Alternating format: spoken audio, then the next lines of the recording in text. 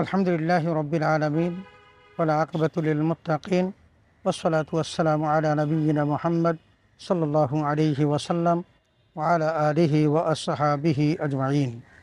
সুপ্রিয় দর্শক শ্রোতা, আসসালামু আলাইকুম ওয়া রাহমাতুল্লাহি ওয়া বারাকাতুহু। সময় সংবাদের নিয়মিত অনুষ্ঠান তাসাউফ থেকে আপনাদের সকলকে জানাচ্ছি আন্তরিক শুভেচ্ছা ও মোবারকবাদ। সুপ্রিয় শ্রোতা, আজ আমরা আলোচনা করব যাকাত ও সাদাকা কি একই? আমরা আলোচনাটিকে প্রাণবন্ত এবং উপভোগ্য করার জন্য আমরা কয়েকটি ভাগে বিন্যস্ত করেছি। 1 নম্বর সাদাকা, 2 নম্বর জাকাত, 3 নম্বর সাদাকার ফজিলত, 4 নম্বর জাকাতের ফজিলত এবং 5 নম্বর প্রায়োগিক ক্ষেত্রে জাকাত ও সাদাকার পার্থক্য। আসুন আমরা বিষয়টি নিয়ে একটু বিস্তারিত আলোচনা করি। আল্লাহ তাআলা আমাদের সকলকে আলোচনাটি বুঝার তৌফিকে দান করুন, আমিন। সুপ্রিয় শ্রোতা, সাদাকা শব্দটির বাংলা অর্থ হলো দান। পারিভাষিক অর্থে সাদাকা বলা হয় এমন দানকে যার মাধ্যমে আল্লাহর নিকট সওয়াব আশা করা হয়। আত-তারিকাত 137 পৃষ্ঠা।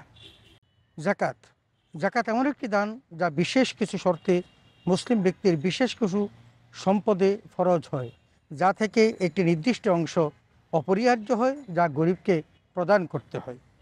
সাদাকা স্বেচ্ছাদানকে বোঝায়, এটি অতিরিক্ত দান, আর জাকাতের মতো সাদাকা বাধ্যতামূলক নয়। জাকাত ইসলামের 5টি স্তম্ভের মধ্যে অন্যতম। ঈমান আনার পর সালাত আদায় করা যেমন ফরজ, তেমনি জাকাত প্রদান করাও ফরজ। কোরআন, হাদিস ও ইজমা কিয়াস দ্বারা জাকাত প্রমাণিত। জাকাত অস্বীকারীকে কাফের বলা হয়। কৃপণতা করলে বা জাকাত কম আদায় করলে শাস্তিযোগ্য অপরাধ হিসাবে পবিত্র কোরআনে সুস্পষ্টভাবে উল্লেখ রয়েছে। আল্লাহ রাব্বুল আলামিন পবিত্র কোরআনে বলছেন, ওয়ালা ইয়াহসাবান্নাল্লাযীনা ইয়াবখালুনা বিমা আতাহুমুল্লাহু মিন ফাদলি হুয়া খায়রাল লাহুম বাল হুয়া শাররুল লাহুম সাইয়ুতাওয়াকুনা মা বাখিলু বিহি ইয়াউমাল কিয়ামা।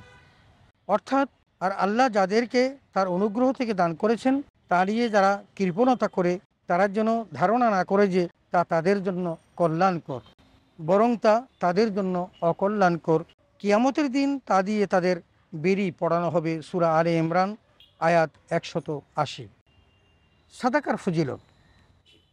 সাদাকা ধন সম্পদ ও রিজিক বৃদ্ধি করে। সাদাকা ধন সম্পদ ও রিজিক বৃদ্ধির কারণ। পবিত্র কোরআনে আল্লাহ তাআলা বলেন, ইয়ামহাকুল্লাহুর রিবা ওয়া ইউরবিস সাদাকাত। অর্থাৎ আল্লাহ সুদকে বিলুপ্ত করেন আর সাদাকাকে বৃদ্ধি করেন। সূরা বাকারা আয়াত 276। সাদাকা রোগ ব্যাধি দূর করে। নবীজি সাল্লাল্লাহু আলাইহি ওয়াসাল্লাম ইরশাদ করেছেন, আস-সাদাকাতু তারুদ্দুল বালা। সাদাকা রোগ ব্যাধি দূর করে। সাদাকা পুণ্য ও তাকওয়া অর্জনের উপায়।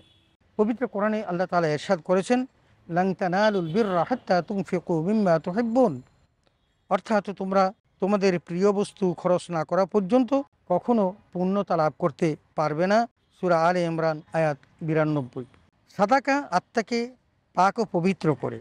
যেমনটি আল্লাহ তাআলা বলেছেন, খুয মিন আমওয়ালিহিম সাদাকাতান তুতাহহিরুহুম ওয়া তুযাক্কিহিম বিহা। অর্থাৎ তাদের সম্পদ থেকে সাদাকা গ্রহণ করবে, যাতে তা দিয়ে তাদের পবিত্র ও পরিশুদ্ধ করতে পারো। সূরা তাওবা আয়াত 103। সাদাকার সওয়াব মৃত্যুর পরও অব্যাহত থাকে। হযরত আবু হুরায়রা রাদিয়াল্লাহু তাআলা আনহু বর্ণিত হাদিস, রাসূল আকরাম সাল্লাল্লাহু আলাইহি ওয়াসাল্লাম ইরশাদ করেছেন, ইযা মাতাল ইনসানু ইনকাতা আনহু আমালুহু ইল্লা মিন সালাস, ইল্লা মিন সাদাকাতিন জারিয়া আও ইলমিন ইয়ানতাফু বিহি আও ওয়ালাদিন সালিহিন ইয়াদউ লাহু। অর্থাৎ আদম সন্তানের মৃত্যুর পর তার সকল সম্পর্ক দুনিয়ার সাথে বিচ্ছিন্ন হলেও 3টি আমল তার অব্যাহত থাকবে। 1 সাদাকায়ে জারিয়া, 2 উপকারী এলেম, 3 সৎ সন্তান যে তার জন্য দোয়া করে। সহিহ মুসলিম। আমরা এই হাদিস থেকে 3টি বিষয় পেয়েছি যে তিনি এই সাদাকার দান কবরে বসে মৃত্যুর পরও তিনি উপভোগ করবেন। 4 নম্বর জাকাতের ফজিলত।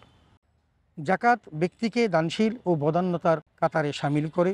জাকাত আদায়কারী অভাবীদের প্রতি দয়া ও অনুগ্রহশীল হয়, ফলে আল্লাহ তাআলাও তার প্রতি দয়া এবং অনুগ্রহ করেন। জাকাত ব্যক্তিকে লোভ ও কৃপণতা থেকে মুক্তি দেয়। জাকাতের ফলে অভাবীদের অভাব দূর হয়, অর্থনৈতিক ভারসাম্য তৈরি হয়। জাকাতের ফলে সম্পদ বৃদ্ধি পায় ও তাতে বরকত হয়। সুপ্রিয় শ্রোতা, আমরা 5 নম্বরে প্রায়োগিক ক্ষেত্রে জাকাত ও সাদাকার পার্থক্য সম্পর্কে আলোচনা করছি। ইসলাম নির্দিষ্ট কিছু জিনিসে জাকাত ফরজ করেছে, কিন্তু সাদাকার এমন কোনো শর্ত নেই যে এই বিষয়গুলো দিয়ে সাদাকা করা যাবে। আল্লাহ তাআলা জাকাতের খাত নির্দিষ্ট করে দিয়েছেন, কোন কোন খাতে জাকাত দিতে হবে, কাদেরকে দিতে হবে। সূরা তাওবার মধ্যে আমরা দেখেছি আল্লাহ তাআলা স্পষ্ট করেছেন, ইন্নামাস সাদাকাতু লিল ফুকারা ওয়াল মাসাকিন ওয়াল আমিলিনা আলাইহা ওয়াল মুআল্লাফাতি কুলুবুহুম ওয়া ফির রিকাব ওয়াল গারিমিনা ওয়া ফি সাবিলিল্লাহ ওয়া ইবনিস সাবিল। এখানে 8টি খাত নির্ধারণ করা হয়েছে, কিন্তু সাদাকার ক্ষেত্রে উল্লিখিত খাত ছাড়াও অন্যান্য জায়গাতেও সাদাকা দান করা যায়।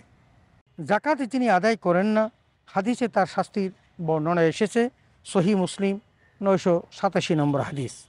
অথচ সাদাকা প্রদান না করলেও কোনো শাস্তির বিধান নেই।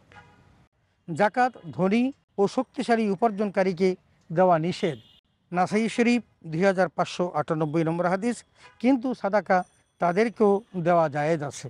কাফের মুশরিককে জাকাতের অর্থ দেয়া কোনোভাবেই জায়েজ নেই, আবু দাউদ 1633 নম্বর হাদিস, কিন্তু সাদাকা কাফের মুশরিককেও দেয়া যায়।